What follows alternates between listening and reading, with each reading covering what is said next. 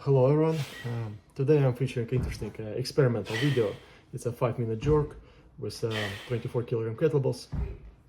And my goal here is to answer the question how hard we're using the lower body, how hard we're using upper body. Well, and in particular the muscles. It's a classic saying in kettlebell sport, one of the classic teaching methods that hey, don't use your arms, use your legs only. And well, what's kind of interesting about it is that, well, we're holding kettlebells in our arms, so we obviously cannot not use them at all. And well, it's always was interesting for me to answer these questions exactly, what percentage, what effort really, the of use of each muscle group, while performing a kettlebell sport exercise. And well, we're talking about a proper high quality kettlebell sport exercise, performed by a professional athlete. So where we can say that, okay, this person using muscles the most correct way because, well, he's showing a very solid kettlebell sport result, which we can say that it's correct. And my best jerk with 24 kilogram bells is 213 reps, which by all means considered a respectable, serious number, one of the top results ever performed. And also 24 kilograms I think is a good kettlebells because it's most mass kettlebells. So this statistic I think will be interested for more kettlebell lifters familiar with it.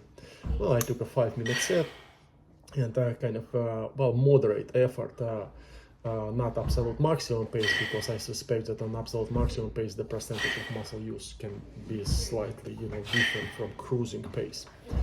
And so that's what we have here. So I'm wearing the Athos suit. That's a company from Bulgaria who created this amazing tool. It's about 10 sensors in the pants and about 10 sensors in the t-shirt. And as you can see on the right, it features for upper body biceps, laterals, triceps, deltoid, pectorals, and for lower body inner quad, glutes, hamstrings, and outer quad. And so what I've discovered from this tracking is actually that's 50-50 really work of a lower body versus upper body. Well, to be exact, it's showing a 50% for lower body and 49% for upper body. And then we can see that the hardest working muscle is outer quad, and the second hardest working muscle is glutes and pectorals, which makes sense for jerk because lots of bumps. Bump, that's a face, when we're kicking the elbows up, and it's many repetitions. I'm doing it here, like 20 reps a minute. So that's what I usually feel, that quads is on fire. And here we go, this sensor showing that pectorals engagement. It kind of makes sense also to me because we're trying to keep elbows together, close to each other. And pectorals engaged to it well, especially let's say if the rack fixation is good and elbows settled on the pelvis when we bump, to not let elbows go wide, pectorals kind of leading the way, and we can see that they're working here. Third hard working muscle is the triceps, and that's also not surprise for me a long time. Triceps is a working muscle here. It's just important to understand how we use these triceps, and it's not to move the kettlebell from the rack fixation, to the top from its very beginning, but finishing the movement, what's called the elbow lockout, and that's quite a sharp triceps extension, and securing the top position, because when triceps is not engaged, the elbow bounce back. So it makes sense to me. Fourth hardest working muscles are the hamstrings and biceps. Well, and that's antagonist muscles, right? Hamstrings antagonist to a quad. So the quad is hardest muscle. So I guess it's probably a fair position. Biceps work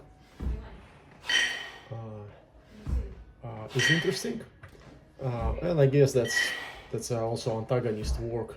since it's backing up the triceps, and I suspect that the biceps do the most of the work in lowering the weights, because well, we're also directing elbows, and well, besides the deltoids and pectorals, well, biceps I think doing the work there as well.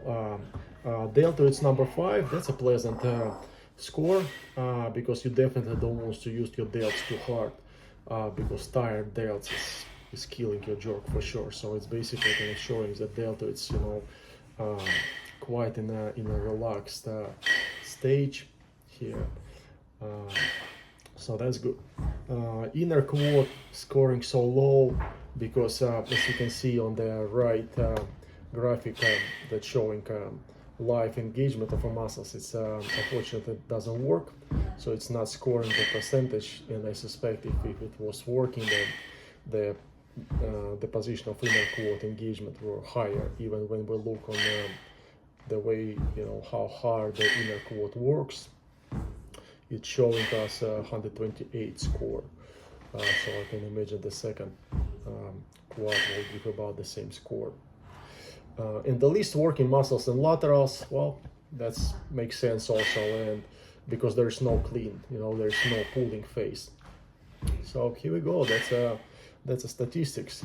And another interesting but not surprising data to me, you can see how much harder the right side working. So you see quite asymmetry is going on here on upper body across all of the muscles.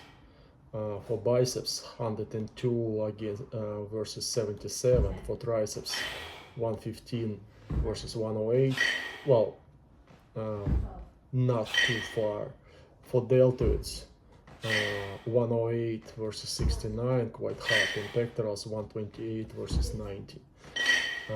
And for lower body, well, we cannot say anything about inner quad, but the glute working 137 versus 99.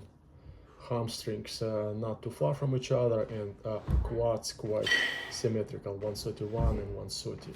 And my suspicion to it, and I actually also was working on it for the last few years, is overlapping, I think, causing it. As you can see, I'm overlapping here the right arm on top of left, which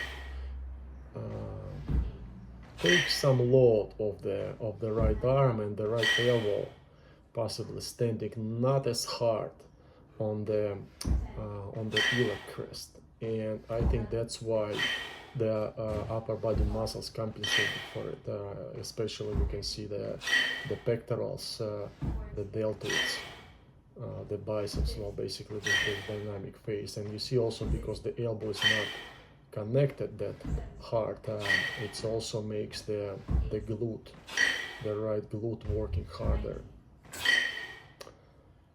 And for that reason, actually, I've learned the opposite overlapping, and I'm still tracking and collecting more data to see, if it will change the statistics, and kind of evens up the work of the left and the right side. And I believe that it will do so. Very interesting data to see the exact numbers. So now we know how hard each muscle works exactly, and we can see possible asymmetries and what can cause it. Never stop learning. Very interesting experience. Thank you for watching. All the best.